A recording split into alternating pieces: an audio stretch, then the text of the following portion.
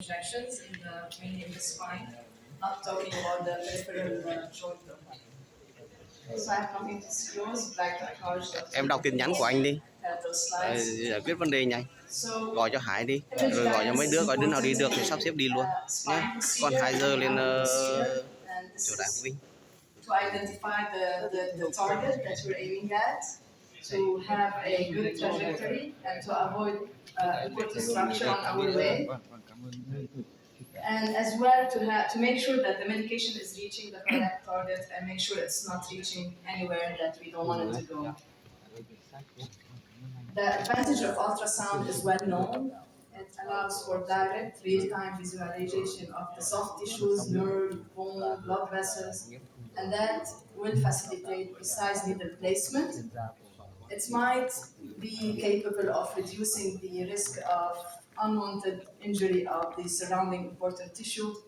And in cervical spine, it might help the clinician to avoid certain important vascular structures. The other important advantage is the absence of radiation, and that make it important in certain setups where radiation is contraindication. For example, when the staff or the patient is pregnant, or when the X-ray is not available. Certain has suggested that being exposed to radiation with time might affect the health. For example, multiple epidural steroid injection or one lumbar epidural steroid injection might be equivalent to 100 chest X-ray, and cervical epidural injection might be equivalent to 200 chest X-ray. I'm gonna discuss that later. It is certainly cost-effective and accessible worldwide. It is easier to get an ultrasound machine than to get a fluoro machine without the need of a specialized equipped closed room to put the fluoro machine. And some studies have suggested that ultrasound can improve the outcome of the patient. For example, in ultrasound-guided third occipital nerve block, people had better experience with shorter stay and quicker recovery. It also had the advantage of having a dynamic assessment where the physician can assess the patient in motion, which is not present in the fluoroscopy. And that might make it important, especially in the joint and in certain spine pathology. Recently, ultrasound has gained interest in spine procedure, and it was suggested as a replacement tool for fluoroscopy for our interventional pain procedure. And this is because it might avoid radiation, and it might help to better visualize important structures on our way, and of course because it's more cost effective and available worldwide. Let's start with the radiation. Like the data that we have demonstrate that when you use the radiation in as low as reasonably allowed, and this is going to discuss in the lab in the afternoon, the radiation is not as bad as we thought. Utilization of fluoro, for example, to verify the needle, the target distribution, and exclude off-flow flow, will be in the range of 2 to 3 order of magnitude, which is less than the known health effect. And to put that in context, for example, having fluoroscopy in lumbar area for 1 minute will put you at the same risk as smoking 2 cigarettes in your lifetime and getting a lung cancer. So this one is questionable. So what about the ability to identify the target, to visualize the needle, and to avoid the vessels on our way? It is important to remember that the physics of ultrasound is kind of complicated. There is a balance between the frequency and the resolution. The deeper the structures, the less the resolution. So for obese patient or for deep structure, it will be hard to see. Other artifacts will be accentuated when the probe is not perpendicular to the structures or when the needle is not in the middle of the probe. And of course, with ultrasound, it's hard to create a 3D image like we do in fluoro when we get multiple in-depth picture. And while ultrasound is valuable for real-time guidance, it has significant limitation due to the physics for deep structures, and in this case, fluoroscopy is a more reliable choice in certain cases. What about the target visualization and identifying a proper segment? You all know that in order to have a efficacious procedure, we need to have target the correct pathology level. And an ultrasound, most commonly in the cervical spine, it relies on the where the vertebral artery will enter the foramen, and it's not always accurate. And it also relies on the appearance of the transverse process of C7, which is also not always consistent. For example, in patient undergoing ultrasound-guided medial branch block, 4% of the patient had the procedure done at the wrong level. So fluoroscopy may be preferable for precise and accurate identification of the segment. We all know how to get the targets in a correct way with fluoroscopy, which might not be the case in ultrasound. What about the final needle tip localization and the accuracy in doing this in ultrasound? Two studies addressed the needle tip verification. The first one was accurate 5 of 10 in the lateral oblique view and 3 out of 10 in the AP view. And the second was consistent. Both of them had missed by almost 3 millimeters, which is significant in the spine. And this is for perineural injection. And for cervical medial branch, 77% of the attempts were in the correct placement, with a 23% false negative, and this is for diagnostic block, which is significant. What about the ability to prevent puncturing the vulnerable vessels? So even though ultrasound is specific in real-time visualization of the blood vessel, and this is an advantage over fluoroscopy, however, the sensitivity is not well studied.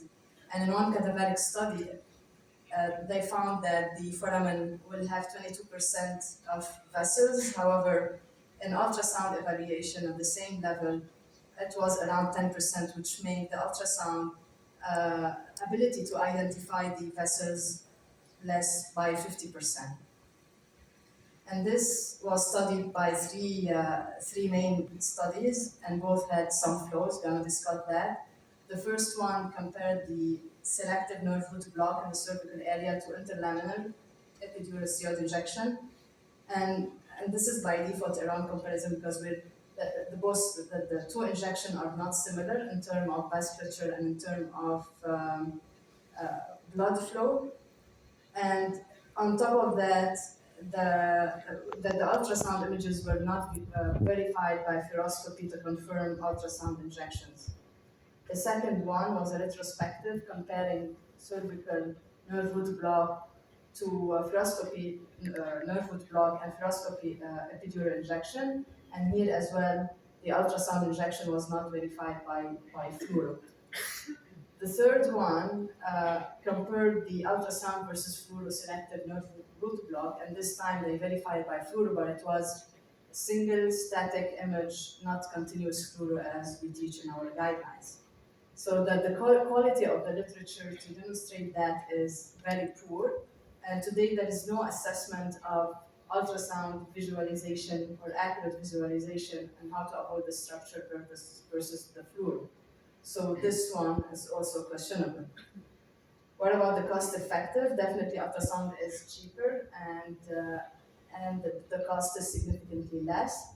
However, the efficacy is not well proven, and even the cost is less. However, if it's not effective, then there is no sense to that. Ultrasound and fluoroscopy are operated dependent, and they provide rapid real-time guidance.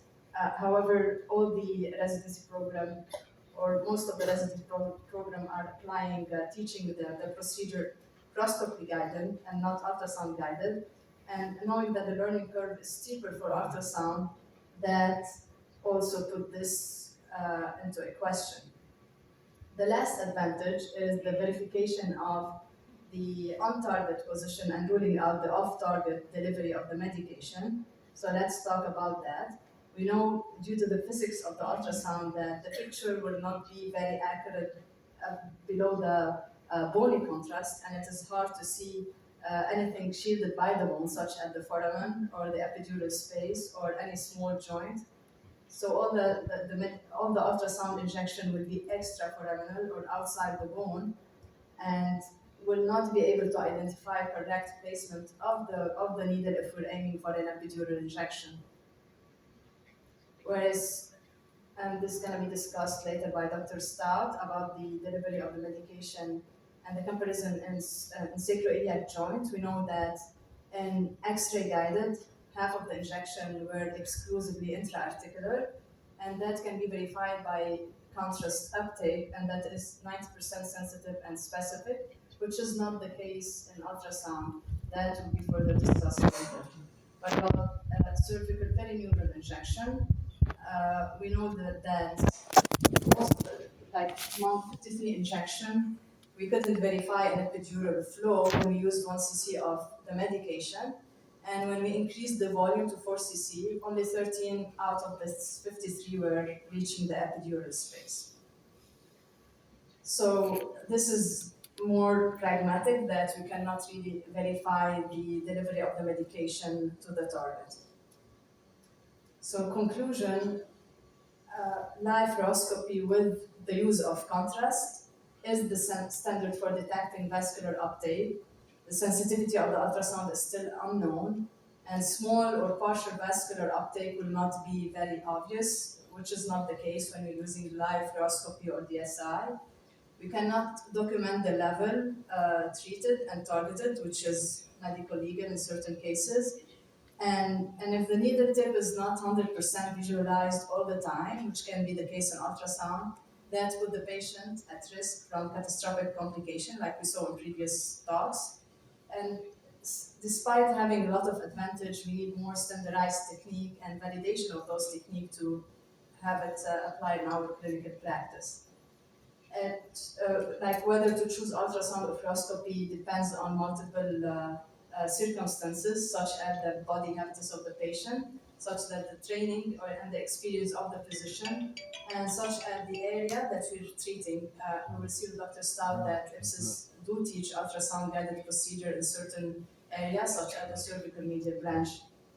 We have to respect the limit of technology and know the technology that we're using and be aware of the potential risk and complication. And maybe in the future, with the emerging promising technology of the ultrasound, where we will have 3D and 4D ultrasound images with contrast enhancing ultrasound, the practice of ultrasound will be more enhanced in spine procedure. Thank you.